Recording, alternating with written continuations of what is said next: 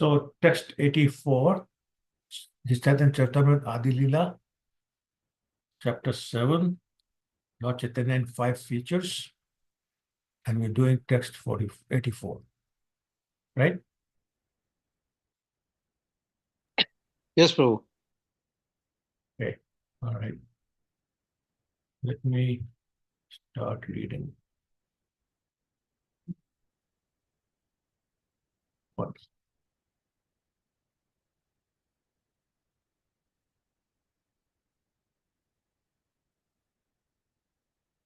Okay, text 84. Krishna विषयक प्रेमा परम पुरुषार्थ चार आगे तृणतुल्य चारि पुरुषार्थ. Translation: religiosity, economic development, sense gratification, and liberation are known as the four goals of life. But before love of Godhead, fifth and the highest goal, these appear as insignificant as a straw in the street. Wow. Okay, let's do the purport so we can discuss it. Who would like to go first paragraph? I can read, Prabhu. Please go ahead. While chanting the holy name of the Lord, one should not desire the material advancements represented by religiosity, economic development, sense gratification, and ultimately liberation from the material world. As stated by Chaitanya Mahaprabhu, the highest perfection in life is to develop one's love for Krishna. Prema Puma Artho Mahan Sri Chaitanya Mahaprabhor Matam Idam. When we compare love of Godhead with religiosity, economic development, sense gratification, and liberation, we can understand that these achievements may be desirable objectives for bubuk, bu, bubukhusu, bubuksus, or those who desire to enjoy this material world, and mumuksus, or those who desire liberation from it. But they are very insignificant in the eyes of a pure devotee who has developed bhava, the preliminary stage of love of Godhead. Thank you, bro. So I'm going to start with a question to you. Why? Why are these four considered lower than the fifth one? Anybody?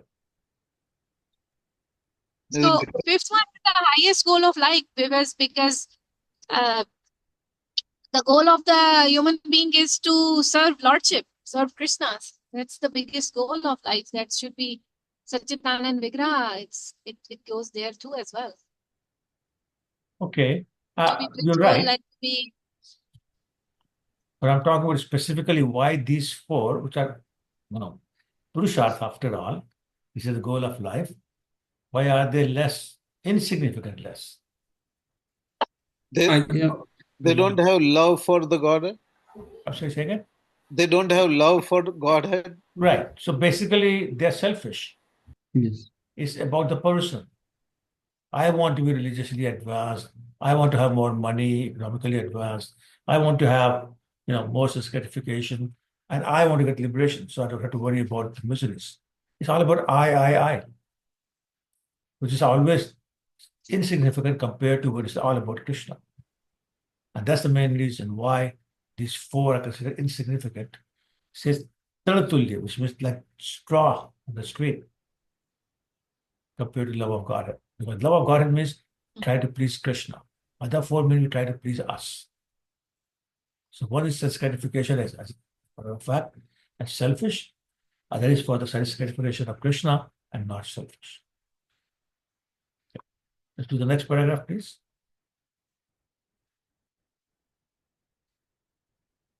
Any volunteers? I will do it, Prabhuji. Okay, Ruchira Mataji, go ahead. Dharma, religiosity, earth, economic development, karma, sense gratification, and moksha, liberation. They are the four principles of religion which pertain to the material world. Therefore, in the beginning of Srimad Bhagavatam, it is declared, Dharmaha projitaha kaitavotra. Cheating religious systems in terms of these four material principles are completely discarded from Srimad Bhagavatam. For Srimad Bhagavatam teaches only how to develop one's dormant love of Godhead. Bhagavad Gita is the preliminary study of Srimad Bhagavatam, and therefore it ends with the words Sarvadharman Paritaja Mamekam Sharanam Vraja. Abandon all varieties of religion and just surrender unto me. To adopt this means one should reject all ideas of religiosity, economic development, sense gratification, and liberation, and fully engage in the service of the Lord, which is transcendental to these four principles. Love of Godhead is the original function of the spirit soul, and it is eternal as the soul and the supreme personality of Godhead. This eternity is called Sanatana. When one revives his loving service to the supreme personality of Godhead, it should be understood that he has been successful in achieving the desired goal of his life. At that time, everything is automatically done by the mercy of the holy name, and the devotee automatically advances in his spiritual progress. Yeah. Hare Krishna. Thank you. So again, point we were making earlier is being made here also, that the other four, dharma, artha, kama, and moksha, they are material in nature and they pertain to the material world. With love of Krishna is a spiritual nature and belongs to Krishna. It's about making Krishna happy. So that's one point. And the second point here was that we make progress steadily. First, we read Gita. As Prabhupada said, that's like going to high school. Gita ends at the point where it says, surrender to me. Stop all types of the relative activity, all the religions, just surrender to me. Then Srimad Bhagavatam starts and talks about devotees who are surrendered to the Lord. So in the Gita, it talks about how to surrender and come to the point of surrender. And Bhagavatam talks about what happens when you have surrendered. So all the stories about all the devotees who are surrendered to the God fully. And then how does Bhagavatam end? Bhagavatam ends by saying, chant the holy name of the Lord. And that's where Charitamrita starts. So all three in a sequence. And if possible, the best way is to study the Gita first, then study Srimad Bhagavatam, and then Charitamrita. Prabhupada also said Gita is like high school, Bhagavatam is graduate, and Charitamrita is postgraduate.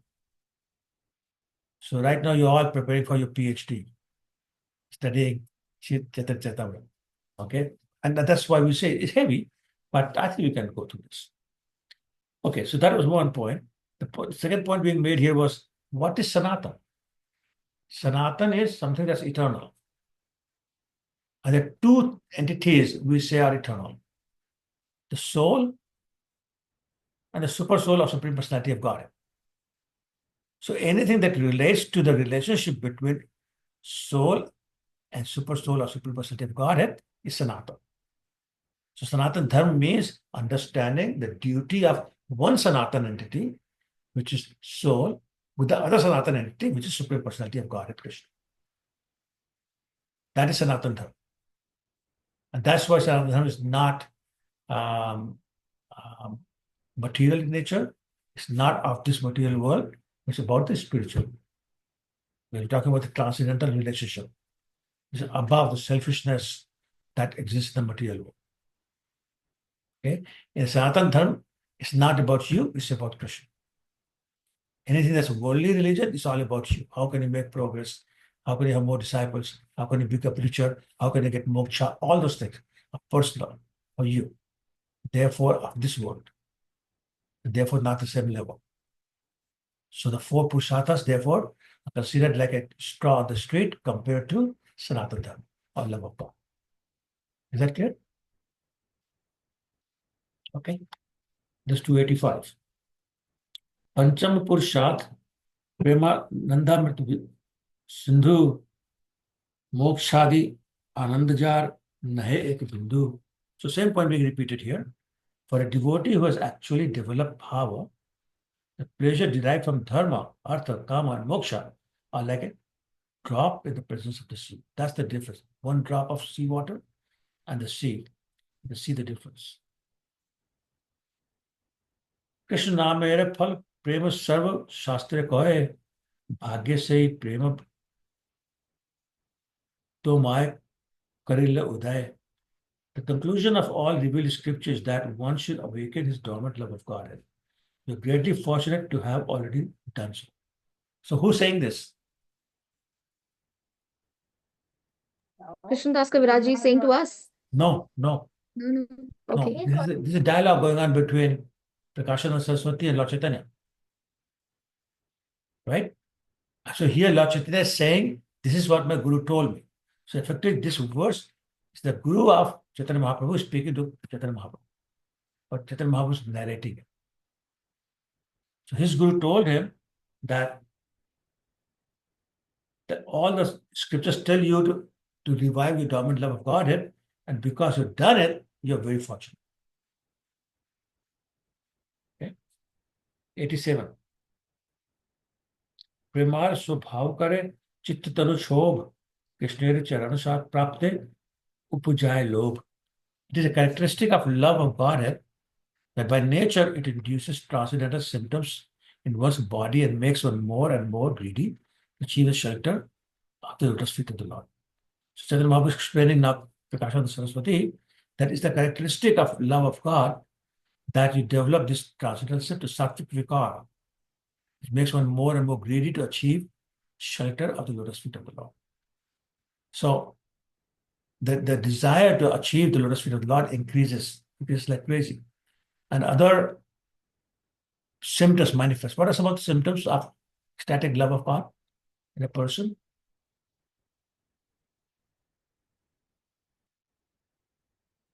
Body trembles, Yes. hair Yes. stands. Prabhuji, tears in the eyes. Tears in the eyes, yeah. What about the ears and the eyes? They feel, I'm sorry?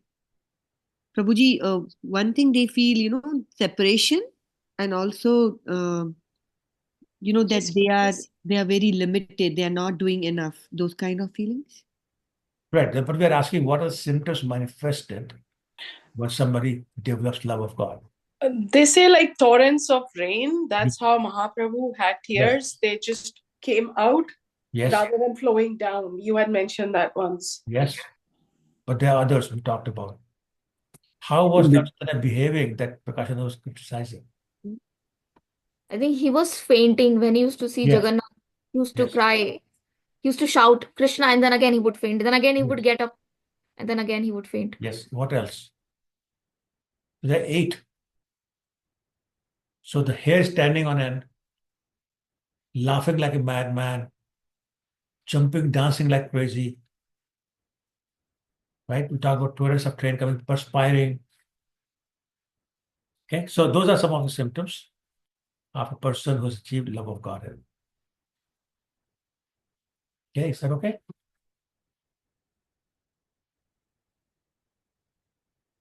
All right.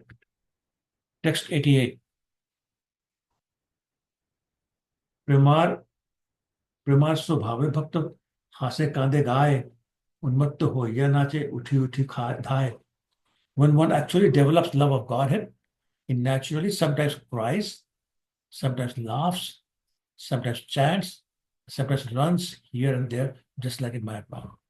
Okay, so that's kind of answering what we're talking about. Who wants to read this purport? I can read, Prabhuji. Please go ahead. In this connection, Bhaktisiddhanta Saraswati Goswami says that sometimes persons who have no love of Godhead at all display ecstatic bodily symptoms. Artificially, they sometimes laugh, cry, and dance just like madmen, but this cannot help one progress in Krishna consciousness. Rather, such artificial agitation of the body is to be given up when one naturally develops the necessary bodily symptoms. Actual blissful life manifested in genuine spiritual laughing, crying, and dancing is the symptom of real advancement in Krishna consciousness, which can be achieved by a person who always voluntarily engages in the transcendental, loving service of the Lord.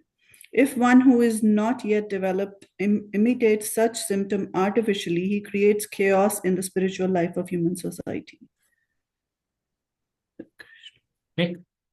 So this is what we were talking about before. that a devotee who has developed love of God exhibits these symptoms. But now Prabhupada is warning us, cautioning us about some sahajiyas who display same qualities of crying and laughing and dancing and fainting. But that is artificial and does not result in getting love of Krishna. It has to come from inside the heart, has to be genuine. Okay, 89 and 90. Swed Kampa Romanchak. I'm sorry, I'm having difficulty reading. Yaskand Vaivarnya Unmad Vivad Dharya Garv Hoy Devya. Et bhave prema bhakta Ganera Nachaye Shaner Anandamrita Sagare Bhashaye. Perspiration, trembling, standing on the end of one's bodily hairs, tears, faltering voice, fading complexion, madness, melancholy, patience, pride, joy, and humility. These are various natural symptoms of ecstatic love of God, which causes a devotee to dance and float in an ocean of transcendental bliss while chanting the Hare Krishna mantra. So these happen automatically without the devotee realizing, because they happen instinctively or automatically without actually somebody trying to act. Those who are acting like this are sahajiyas, not to be associated with. But those who are automatically exhibiting these symptoms are the real devotees. So let's do the purport. I can read, Prabhuji. Please go ahead. Okay. Srila Jiva Goswami in his Priti Sandarbha 66 explains the stage of love of Godhead. Bhagvat Priti Rupa Vrittir Mayadi Mayi Na Bhavati Kim Tarahi Swarupa Shakti Anand Rupa Tad Anand Paradhina Sri Bhagvat Apiti. Similarly, in the 69th text, he offers further explanation. Tad evam vritir lakshanam chitta dravash tasya cha roma harshadikam katha anshij taje pi chitta dravya roma har sadike vana sed Asya Sudhiya Tadapi Na Bhakteha Samyuga Abhir Bhava Iti Nyapitam Asyaya Sudhir Nam Chanaya Tat Paraya Pari Tyaga Priti Tat Pariyanam Cha Eta Avanimitam Swabhavika Seti Tat Viseshanam. Transcendental love of Godhead is not under the jurisdiction of the material energy, for it is the transcendental bliss and pleasure potential of the Supreme Personality Godhead. Since the Supreme Lord is also under the influence of transcendental bliss, when one comes in touch with such a bliss in love of Godhead, one's heart melts, and the symptoms of this are standing on his standing of the hairs on in etc. Sometimes person thus melts and manifests this transcendental symptom, yet at the same time he is not well behaved in his personal transactions. This indicates that he has not yet reached complete perfection in devotional life. In other words, a devotee who dances in ecstasy, but after dancing and crying appears to be attracted to material affairs, has not yet reached the perfection of devotional service, which is called asaya shuddhi, or the perfection of existence. One who attains the perfection of existence is completely averse to the material enjoyment and engrossed in transcendental love of Godhead. It is therefore to be concluded that ecstatic symptoms of asaya shuddhi are visible when the devotee's service has no material cause and purely spiritual nature. There are characters of transcendental love Godhead as set in Srimad Bhagavatam 1.2.6. Savai Pumsa Paro Dharma Yato Bhaktir Adyakshaje. Ahituki Apratita Yatma Suprasiddhiti. That religion is the best which causes its followers to become ecstatic in love of God, that is unmotivated and free from material impediments. For this alone can completely satisfy the self. Hare Krishna Prabhu. Thank you. Thank you. So once again, the transcendental bliss we're talking about, that Lord Chaitanya was exhibiting, is not material in nature. It's purely spiritual, therefore transcends the material world, material nature, etc. And it appears automatically. And anybody who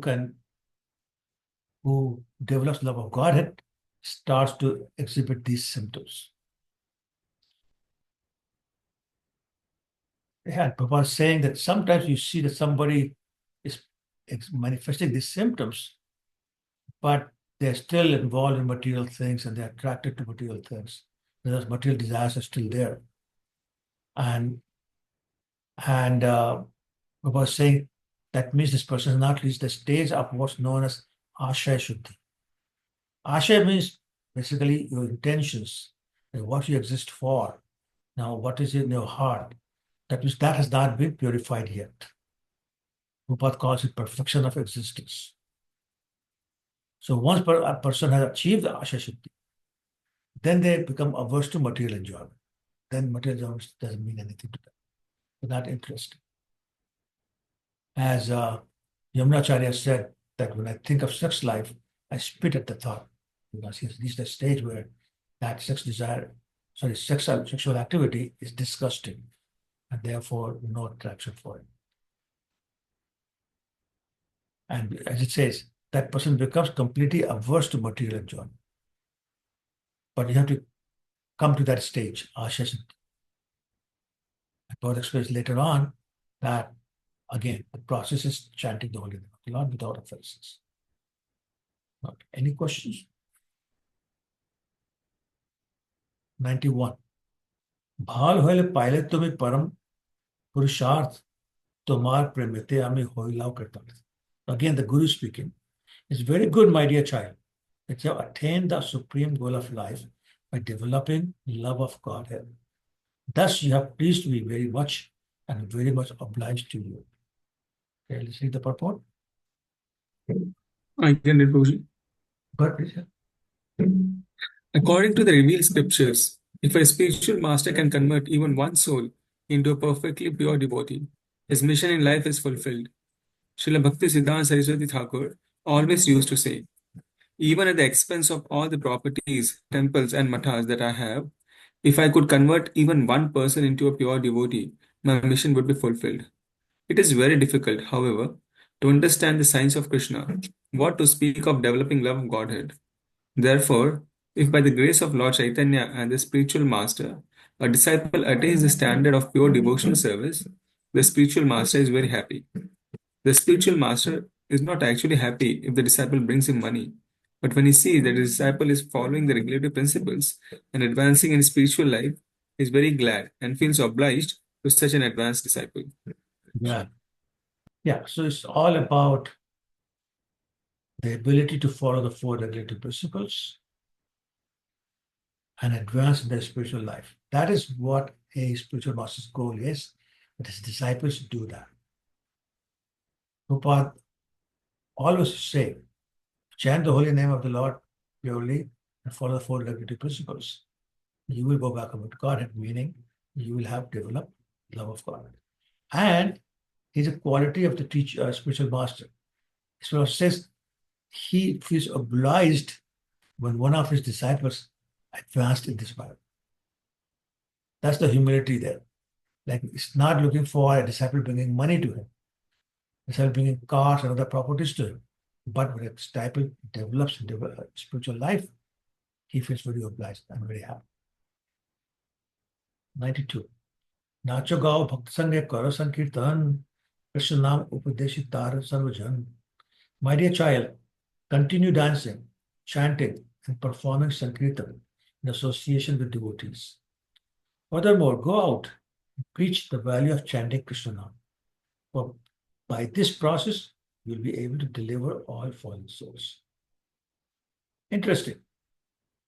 What's the process to deliver all fallen souls according to Ishwar Puri?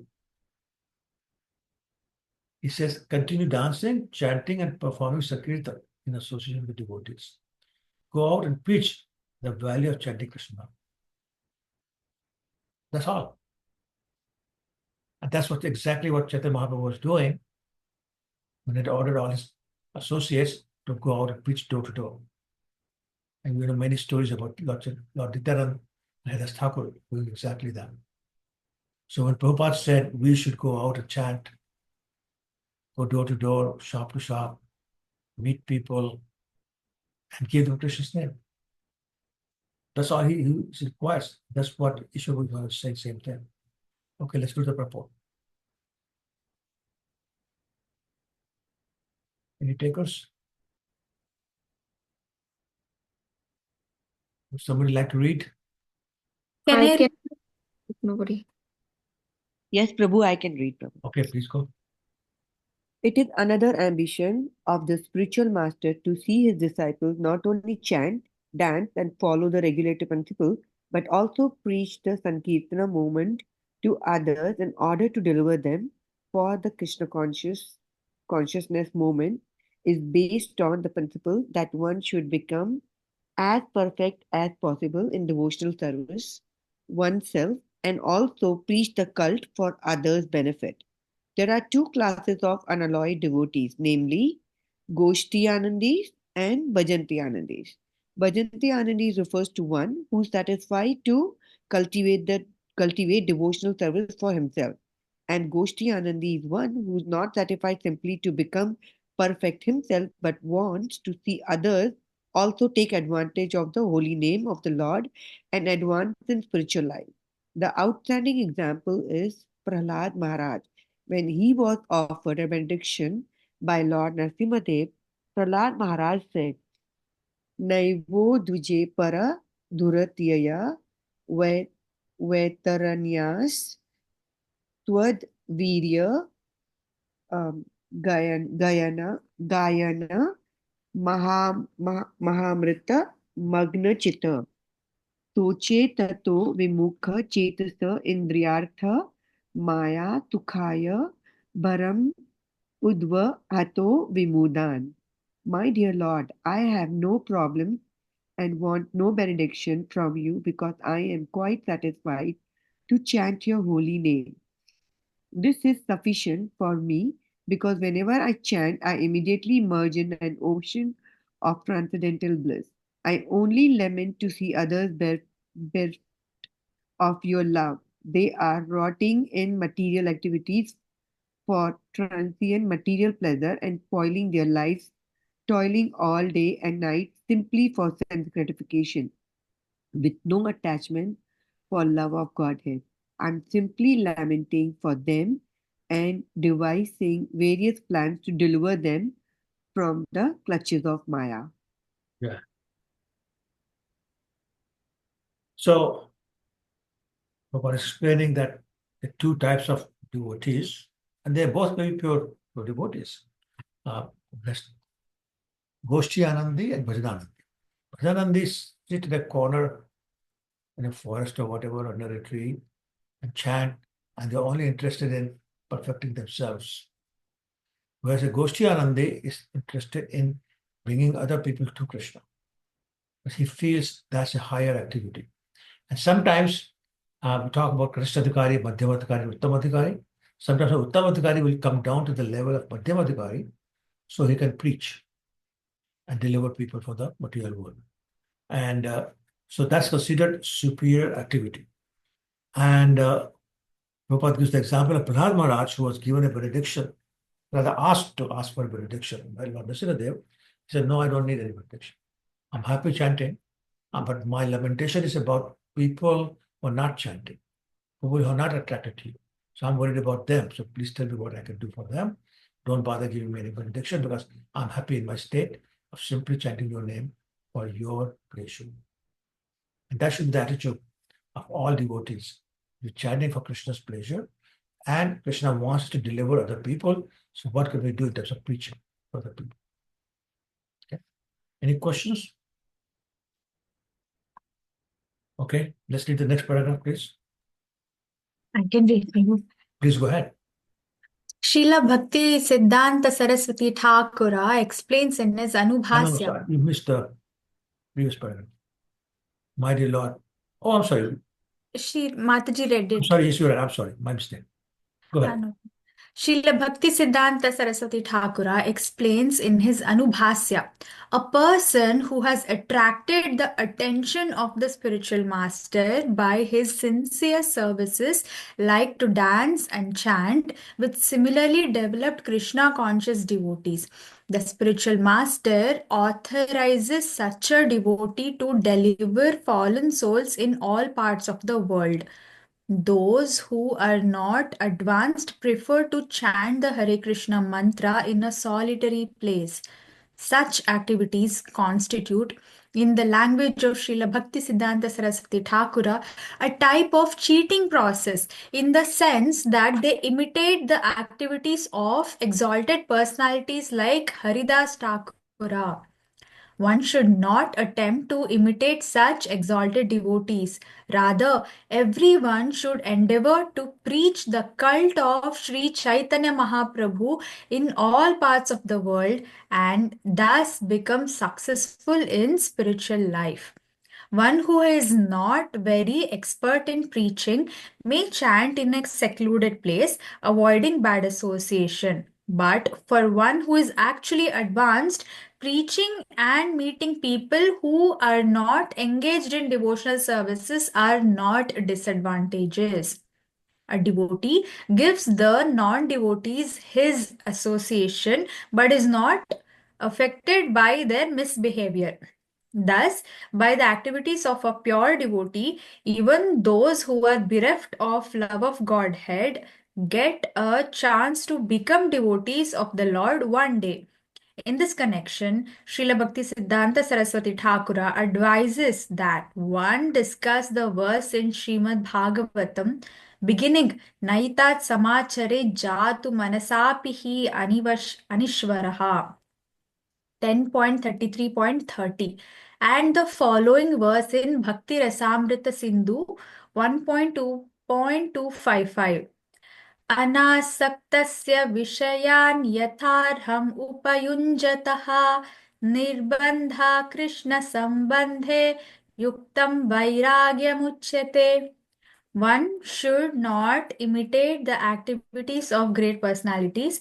One should be detached from material enjoyment and should accept everything in correct connection with Krishna's service. Thank you. So, the discussion about the Bhajananandi and Goshianand is continuing here.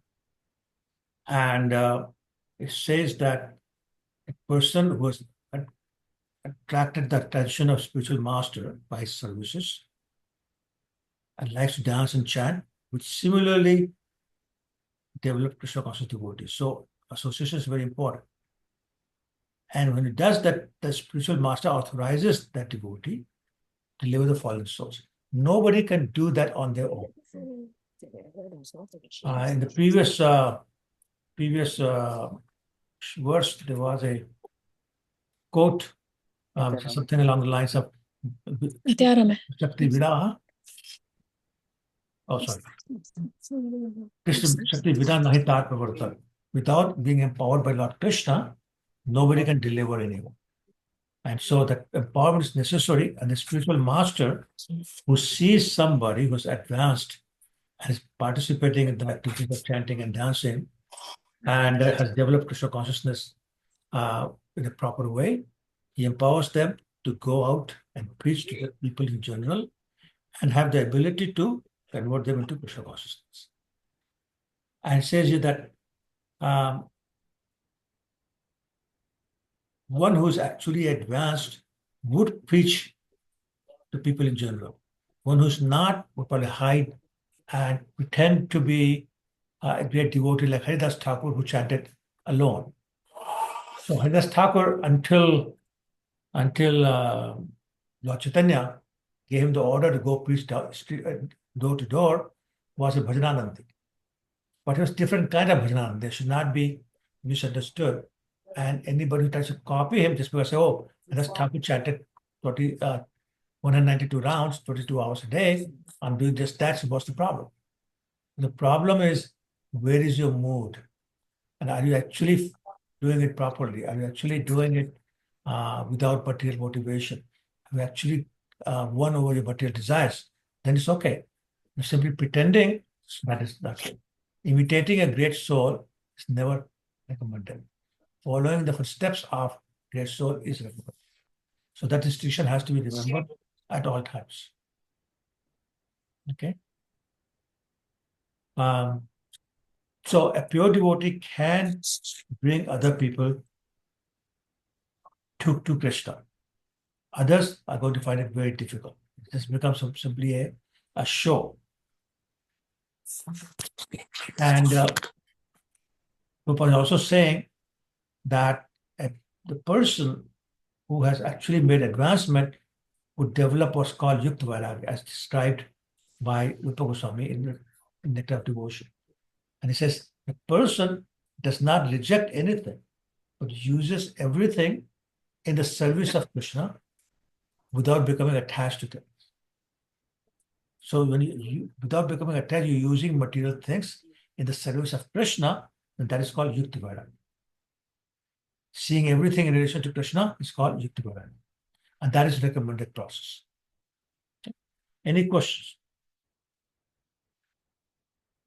Okay. Text 93. एक बोली एक श्लोक सिखाइल मोरे भागवतेर सार एक बोले बारे बारे. So now Lord Chaitanya speaks. Saying this, my spiritual master taught me a verse from Srimad Bhagavatam. It is the essence of all Bhagavatam's instructions. Therefore, he recited this verse again and again. Let's do the purport.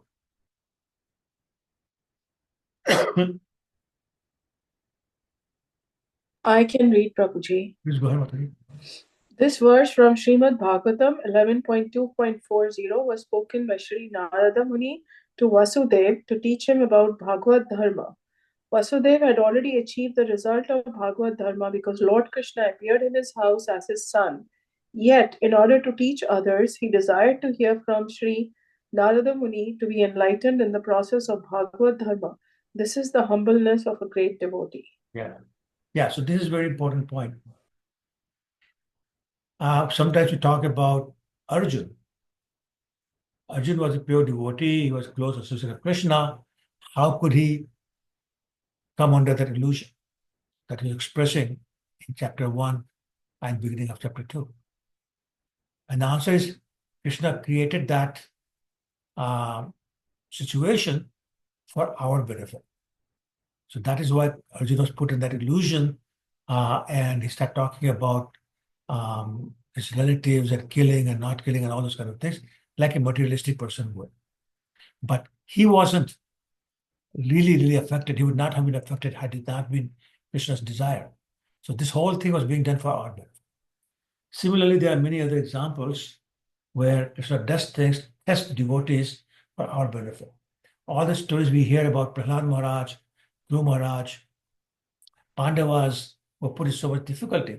It's not so much to test them, but to use them as an instrument to teach us how to handle the miseries, how to handle the adversities in life, how to live in the material world.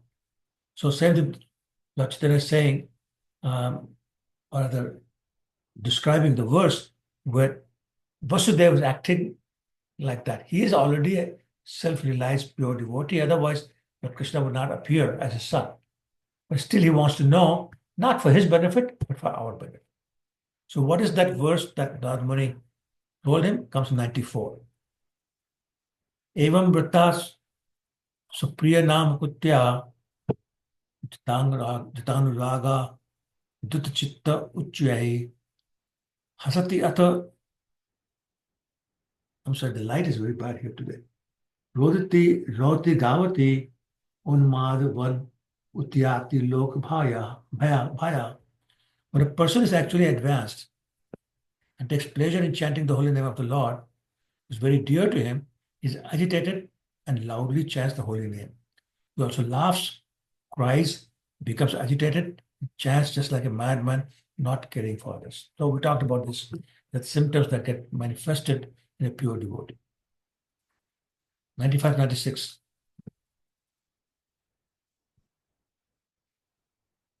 এই তার वाक्य आमी दृढ़ विश्वास धरी निरंतर कृष्ण नाम संकीर्तन करी से कृष्ण नाम कभू गायाय नाचाए गाहि नाची नाहि नामी आपन इच्छाए.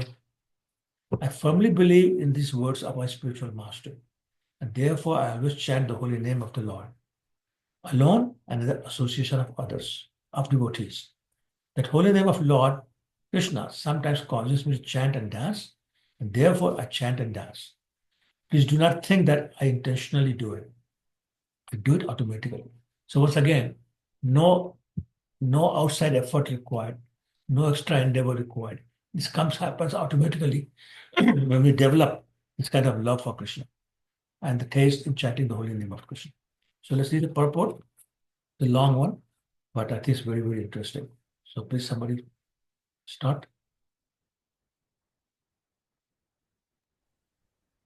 I'll read, Prabhuji. Please go ahead. A person who cannot keep his faith in the words of his spiritual master, but acts independently, never receives the authority to chant the holy name of the Lord. It is said in the Vedas, Yassa deve para bhaktir, yatha deve tatha garo, yastasyate kathite hai, artha prakashante mahatmanah. Only unto those great souls who have implicit faith in both the Lord and the spiritual master are all the imports of Vedic knowledge automatically revealed. This Vedic injunction is very important, and Sri Chaitanya Mahaprabhu supported it by his personal behavior. Believing in the words of his spiritual master, he introduced the Sankirtana movement, just as the present Krishna consciousness movement was started with the belief in the words of our spiritual master. He wanted to preach, we believed in his words and tried somehow or other to fulfill them, and now this movement has become successful all over the world. Therefore, faith in the words of the spiritual master and in the Supreme Personality of Godhead is the secret of success. Sri Chaitanya Mahaprabhu never disobeyed the orders of his spiritual master and stopped propagating the Sankirtana movement. Sri Bhaktisiddhanta Saraswati Goswami, at the time of his passing away, ordered all his disciples to work conjointly to preach the mission of Chaitanya Mahaprabhu all over the world. Later, however, some self-interested, foolish disciples disobeyed his orders. Each one of them wanted to become head of the mission, and they fought in the courts, neglecting the order of the spiritual master, and the entire mission was defeated. We are not proud of this, however, the truth must be explained. We believed in the words of a spiritual master and started in a humble way, in a helpless way, but due to the spiritual force of the order of the supreme authority, this movement has become successful. Yeah, thank you. So here the importance of the faith in the words of spiritual master and the Lord is being explained. He says, only those great souls who have implicit faith in the words of their spiritual master, Lord Krishna, all the imports of Vedic knowledge are revealed. Otherwise, you cannot understand. And Prabhupada gives the example of himself. He had firm faith in the order of his spiritual master. What was the order that he gave? What order did he get from his spiritual master? What was the order that Prabhupada's spiritual master, Bhaktisiddhanta Saraswati Maharaj, gave to Prabhupada? He has to go and preach the mission in the US. So say again. Spread Krishna consciousness in the West. Okay, yes. What was the second instruction he gave? Print books. Translate and print books. Yes. So often when Prabhupada was reminded of his success, he said, it's not me, it's my spiritual master doing this. I'm only doing what he ordered me to do. Everything, all the credit goes to him, his master. So that's the main point being made here, is that it is the faith in the words of the spiritual master and Lord Krishna that we are empowered to spread the holy name of the Lord. Anybody who can succeed in converting somebody to Krishna consciousness can only do so after being empowered by the spiritual master and Lord Krishna.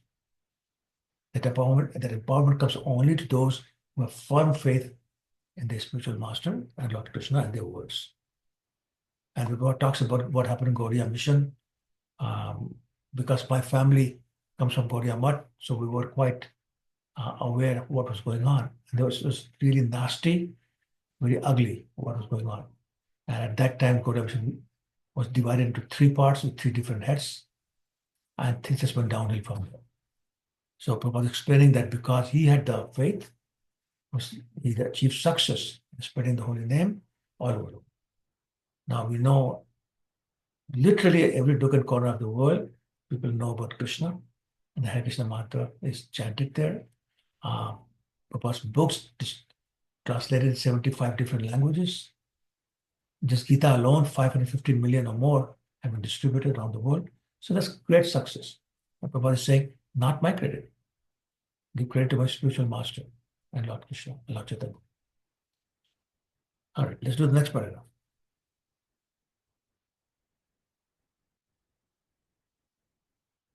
Any volunteers? I will continue, Prabhuji. Okay, go ahead, please. It is to be understood that when Sri Chaitanya Mahaprabhu chanted and danced, he did so by the influence of the pleasure potency of the spiritual world.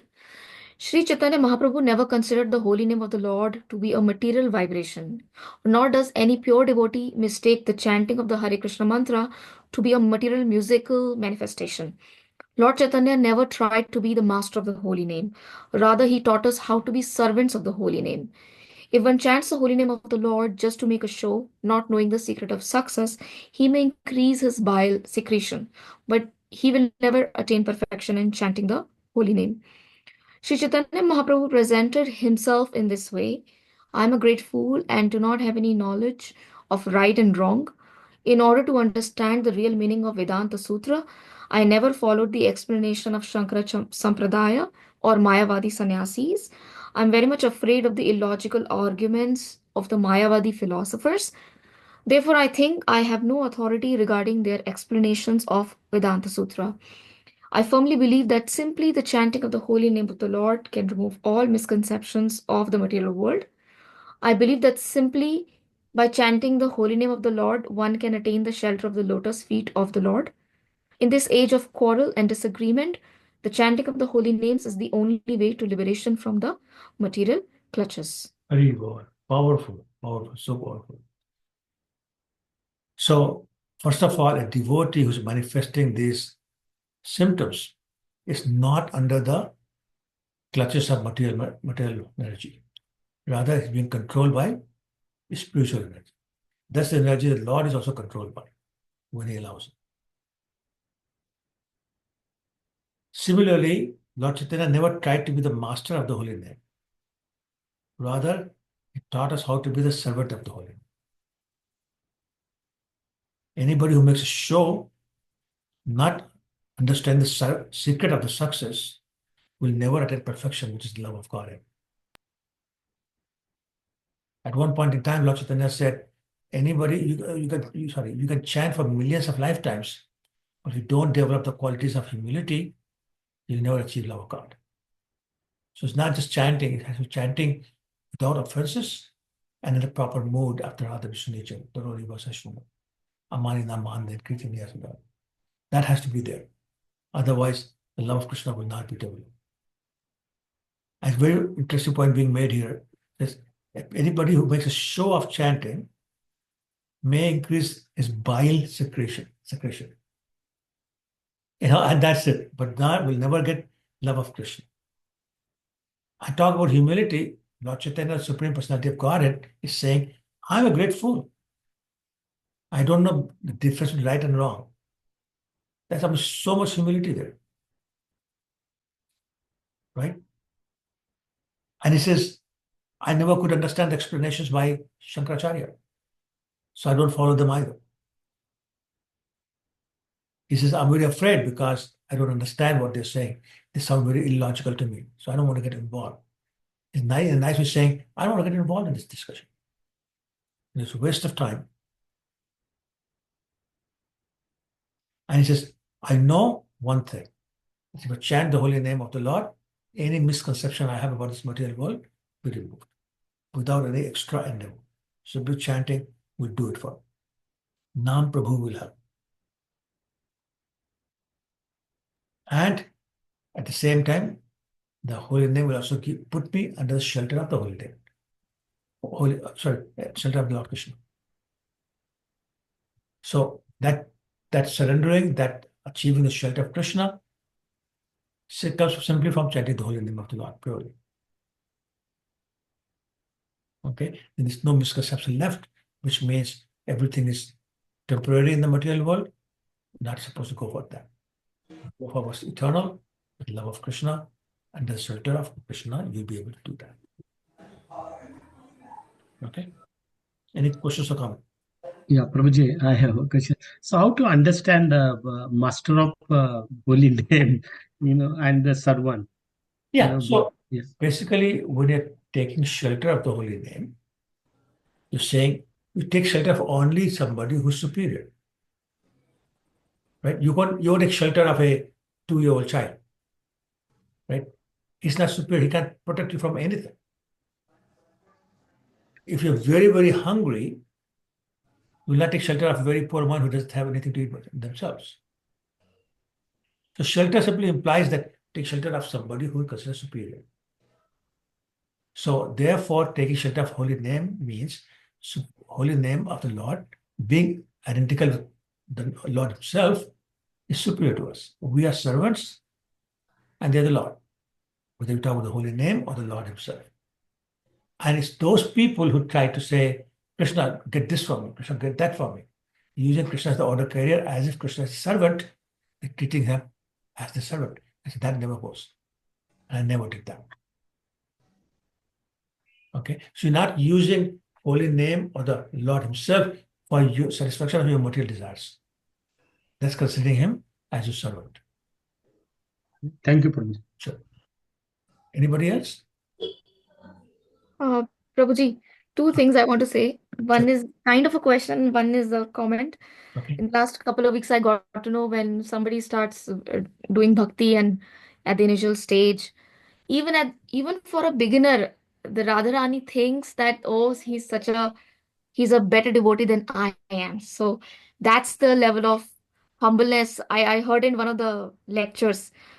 So I was wondering, we start chanting for about few years, and then you read a few scriptures, and we develop certain amount of you start looking down on other people who is not doing bhakti. Well, pride. I have something, but look at the attitude of Radharani herself. Yes. She's like, this person is better than me. Let me do something for him.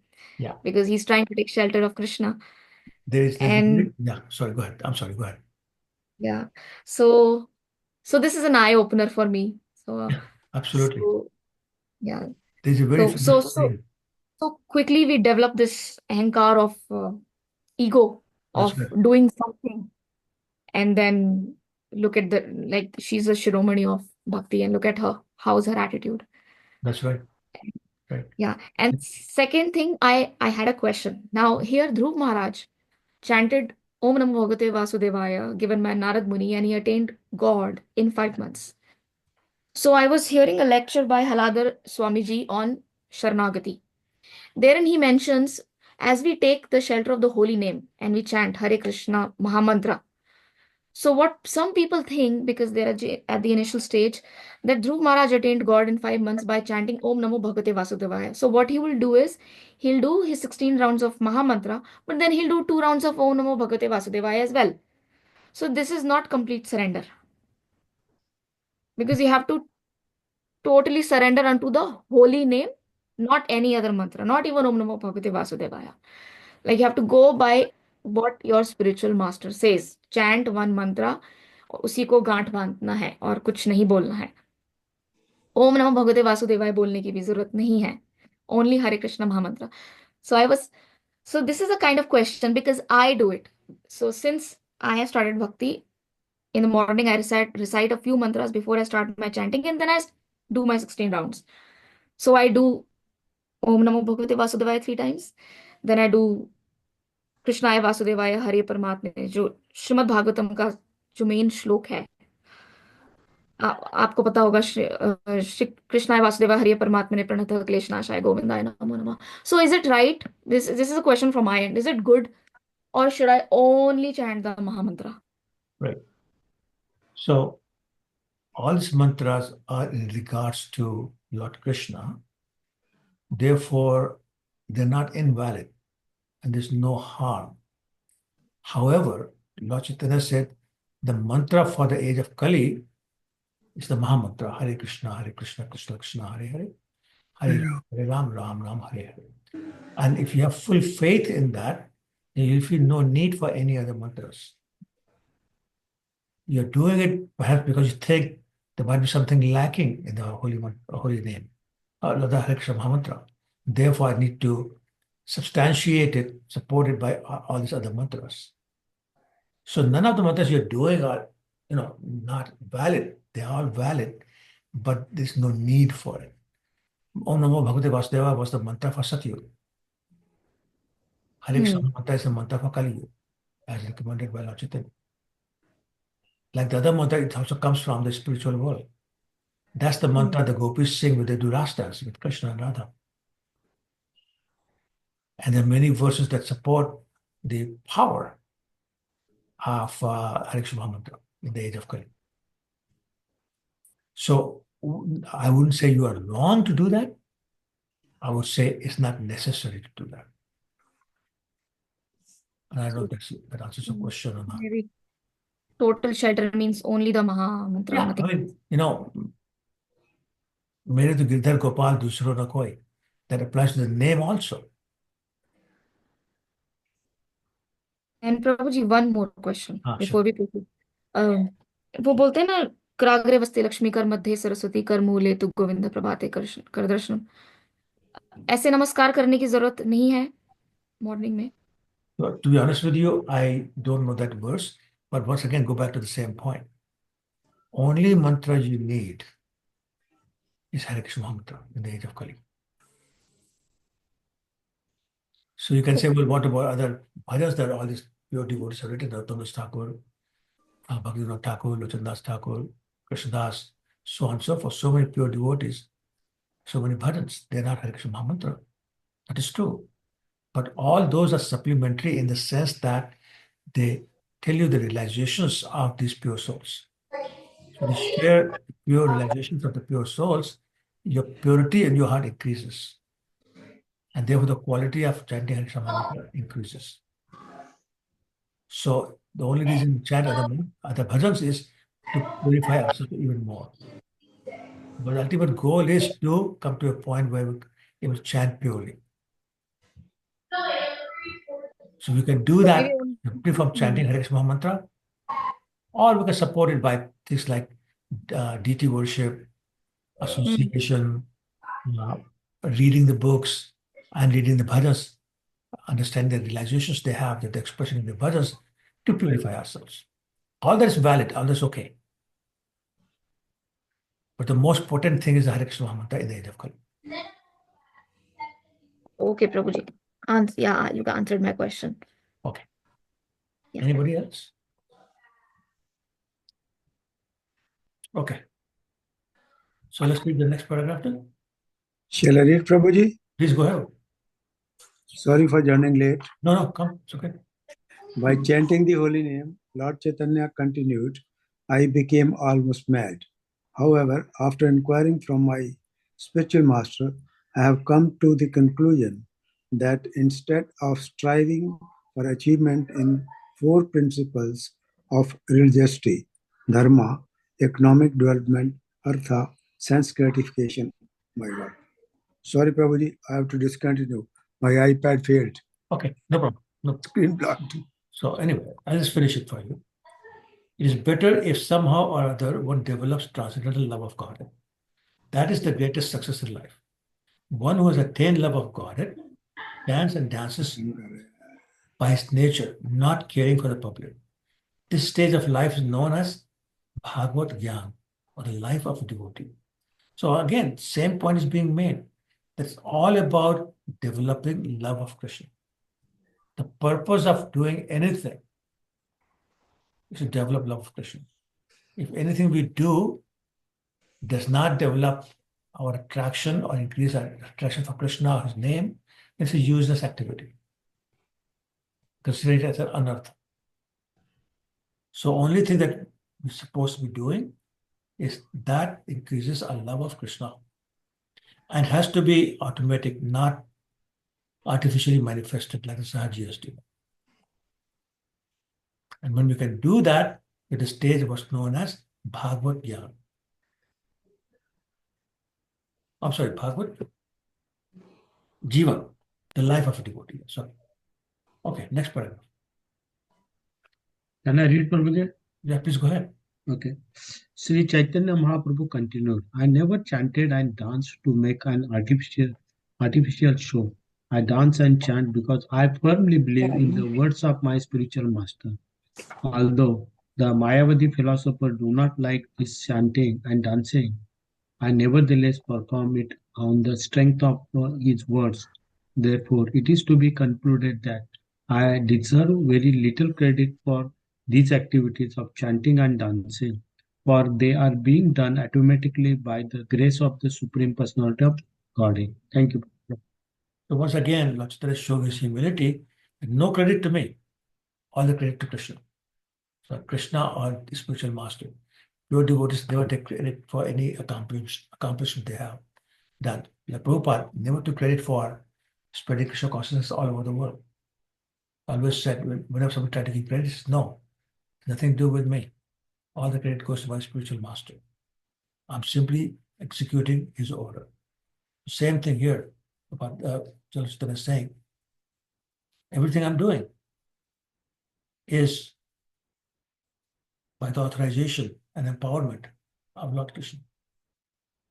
And also says, I firmly believe in the words of my spiritual masters. No doubt for any instruction. I always go back, the scene in Mahabharata. Karna and Arjuna are fighting. And suddenly Karna's chariot stuck in mud. It's no choice but to get down, put his weapons on the chariot, and try to extract the chariot from the mud. So at that time, he's not holding any arms, any weapons. He's busy trying to get the chariot out. And Krishna tells Arjuna, cut his head, shoot your arrows. And when Arjuna looks at him, he says, that doesn't sound right, that's not according to the rules. But Krishna says, no, go ahead. And Arjuna does that. Totally against his nature. But because he's spiritual master, because the Lord is saying that that's good enough for him. And that's the kind of faith we need to develop. The instructions of a spiritual master and the instructions of Lord Krishna. So the big lesson here in this whole chapter is that I am doing what my spiritual master told me to do. Because outside of that, I'm a simple fool. Those of us who try to be dependent of the spiritual master, those of us who try to teach the spiritual master, they fall down like anything. There's no hope for them. And I've seen many examples in my life in Toronto. There have been a few disciples, my own Guru Maharaj, who tried to act like that, and they disappeared. I don't know, within a year they were gone. Nowhere to be seen by anybody. So there's a lot of potential in these words of Chaitanya. We should all understand how important it is to have the faith in our Guru, his instruction, and his instructions. And Lord Chaitanya, Lord Krishna, and his instructions. Lord Chaitanya and his instructions. Very, very important. 97. Krishna naam mein je anand sindhu, ashwadan, brahmanand, tar aage, Khadudaksam. Sorry, my light is really bad today. Compared to the ocean of transcendental bliss that one tastes by chanting the Hare Krishna mantra, the pleasure derived from impersonal Brahman realization, Brahmanand, is like the shallow water in the canal. It's a very short purpose I was reading. Bhakti Sindhu, it is stated, Brahmanda I'm sorry, I can't read. Can somebody read for me? The light is, I don't know what's happened to the light today. I can read through. Please go ahead. Brahmanando bhaved esa chet parardha guni kritah naiti bhakti sukham bodheha paramanu tulam api. If Brahmananda, the transcendental bliss derived from understanding impersonal Brahman, were multiplied 1,000,000 times, such a quantity of Brahmanand could not compare with even an atomic portion of the pleasure relished in pure devotional service. Wow. So many Mayavadis, they desire to go to Brahman effulgence. But here, the Goswami is saying that the pleasure of performing pure devotional service is million and trillion times more than any pleasure you can get for residing in the Brahman effulgence.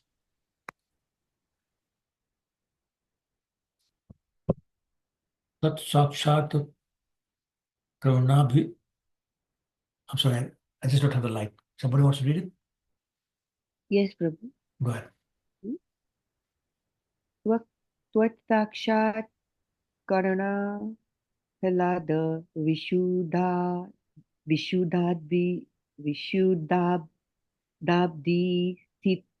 Stitasya me Tukhani Gosha Padayante Brahmanya Pi Jagat Guru. Translation. My dear Lord, O Master of the universe, since I have directly seen you, my transcendental bliss has taken the shape of a great ocean.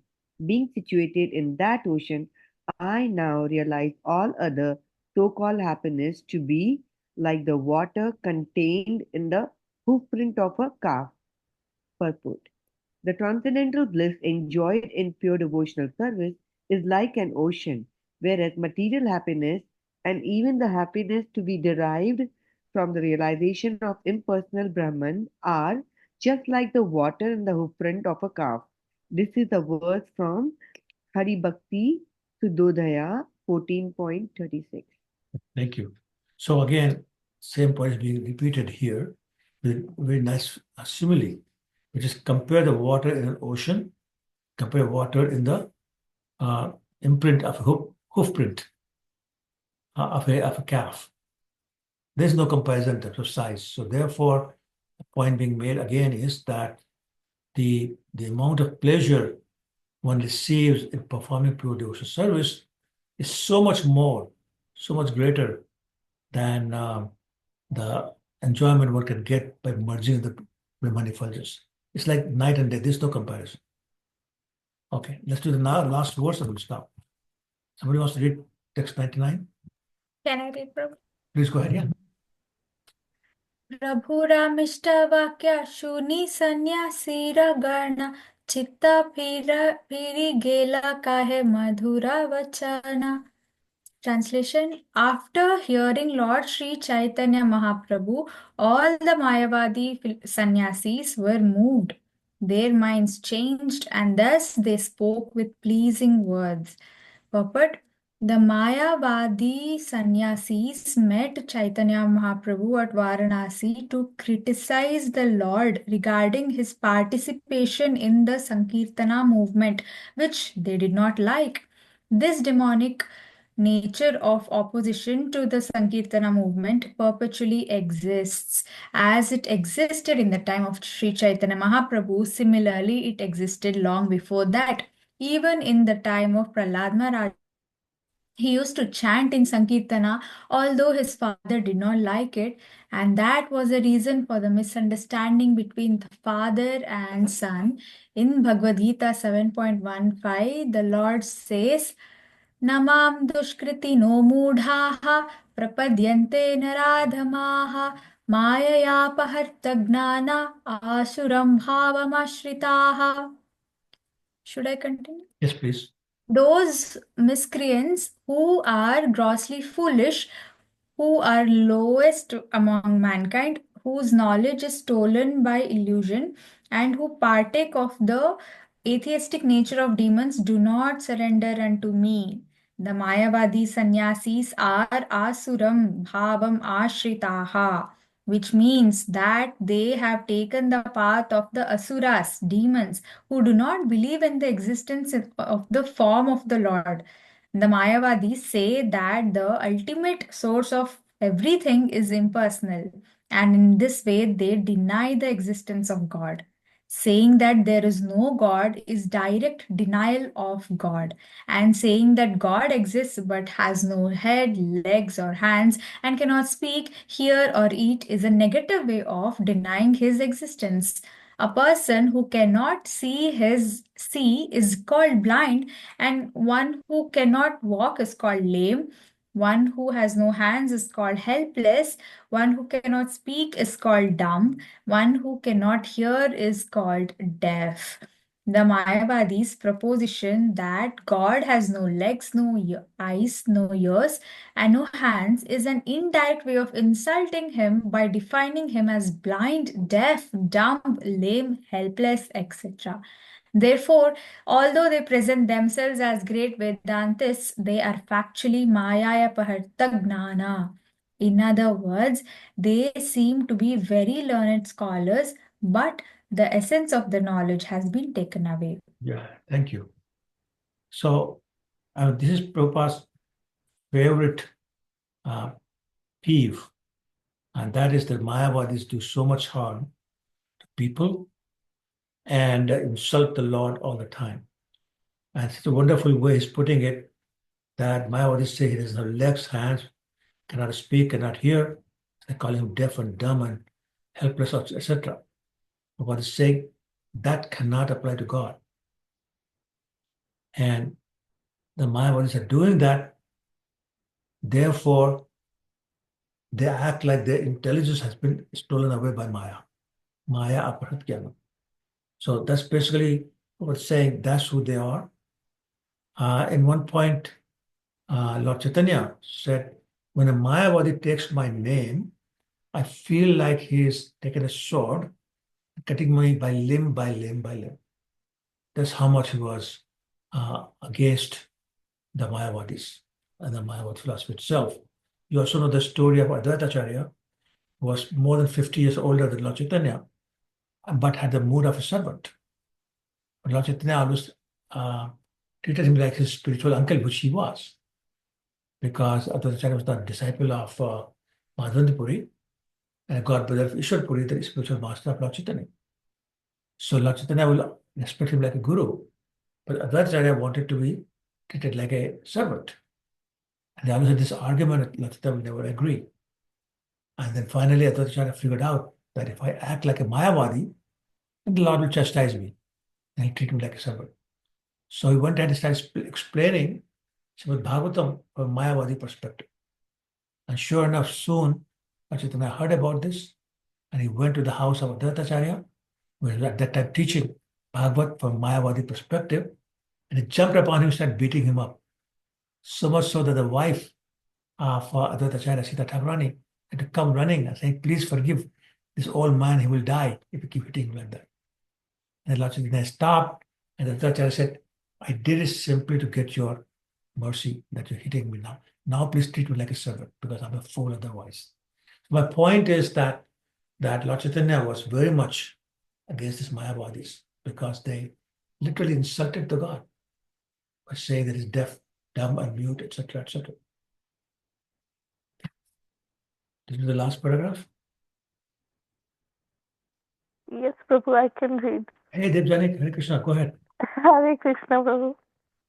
Impersonalist Mayavadis always try to defy Vaishnavas because Vaishnavas accept the Supreme Personality as the Supreme Cause and want to serve Him, talk with Him, and see Him, just as the Lord is also eager to see His devotees and talk, eat, and dance with them. These personal exchanges of love do not appeal to the Mayavadi sannyasis. Therefore, the original purpose of the Mayavadi sannyasis of Banaras in meeting Chaitanya Mahaprabhu was to defeat his personal conception of God. Sri Chaitanya Mahaprabhu, however, as a preacher, turned the minds of the Mayavadi sannyasis. They were melted by the sweet words of Sri Chaitanya Mahaprabhu and thus became friendly and spoke to him also in sweet words. Similarly, all preachers will have to meet opponents, but they should not make them more inimical. They are already enemies, and if we talk with them harshly or impolitely, their enmity will merely increase. We should therefore follow in the footsteps of Lord Chaitanya Mahaprabhu as far as possible and try to convince the opposition by quoting from the Shastras and presenting the conclusion of the Acharyas. It is in this way that we should try to defeat all the enemies of the Lord. Yeah. Hare Krishna Prabhu. Thank you. So there's some very, very good points being made by Srila Prabhupada. The first point is making is that because the Mayavadis don't believe that the God has a personal form, in other words, hands, legs, nose, mouth, ears, etc., they are not very accepting of what the pure devotees talk about. But, and this is what they were originally trying to do, to make Lord Chaitanya understand that the God has no form. But Lord Chaitanya spoke in such a way, such a sweet way, that their hearts were melted and they accepted all the things that Lord Chaitanya was espousing. So Prabhupada is saying for us now that all preachers should have the same process of being very nice and kind and sweet to those people who are opposed to our philosophy. And rather than treat them harshly or impolitely, which will only increase the enmity towards us, treat them nicely, give them prasadam, speak nicely and try to convince them of our philosophy.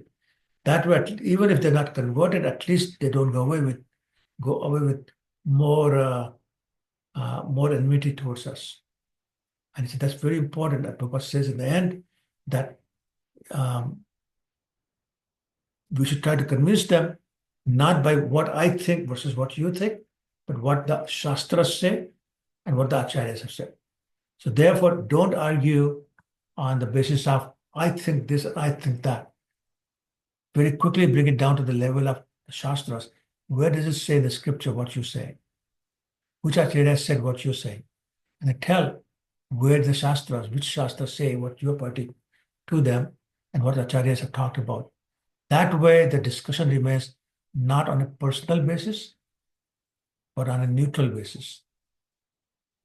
And then if you say it nicely and sweetly, the chances are that the person will be convinced or at least, be favorable to us. And this is the lesson that Srila Prabhupada is leaving for us in this purport. It's very, very important how we preach. We cannot be too forceful. We cannot be bossy. We cannot be in the mood where I know better than you do. I'm intelligent, I'm wise, and you are a fool.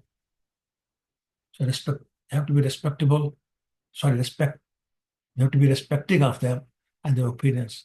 But try to tell them the truth. Okay. So I'll stop here. Any questions or comments? Prabhuji, just a comment. Verse, the previous verse had the hoof print of a calf. It was compared into the happiness. But I recall in Bhagavad Gita, it is compared differently that, to cross the material ocean of misery, if one is in devotion, that ocean, one who is a devotee, that ocean turns into a hoof print of a calf, which can be crossed very easily. Yes, that's in Bhagavatam also. Okay, maybe it's in Bhagavatam. But you're right. But what you said is right. For a pure devotee, crossing the material ocean becomes like jumping over a hoof print. Mm-hmm. That is correct. Thank you. Sure. Anybody else? Okay. Then thank you so much. Mancha kalptarubhyascha kripasindhubhyevcha patitanam bhamnebhyo vaishnavabhyo. Jai Shri Prabhupada ki jai. Hare Krishna, everyone. Hare Krishna. Hare Krishna. Thank you, Thank you very Thank you very Hare much. Krishna Prabhuji, thank you. Thank you. बहुत देर के बाद दर्शन दिए हैं। Thank you, I know. Prabhu. Hare Thank you so much, Krishna. Mohini. Back अभी भी ठीक नहीं है आपकी, Huh? बैक आपकी अभी भी ठीक नहीं है। अभी भी ठीक नहीं है. Even my mouth is so dry right now. आज पता चल गया मेरे को। Yeah. Thank you. Please take care, Hare Prabhuji. Krishna. Okay, Hare Krishna. Hare Take care, Hare Prabhu. Hare Krishna. Krishna. Hare Krishna. Thank you, Prabhu. Thank you so much. Thank you, Hare Hare Krishna.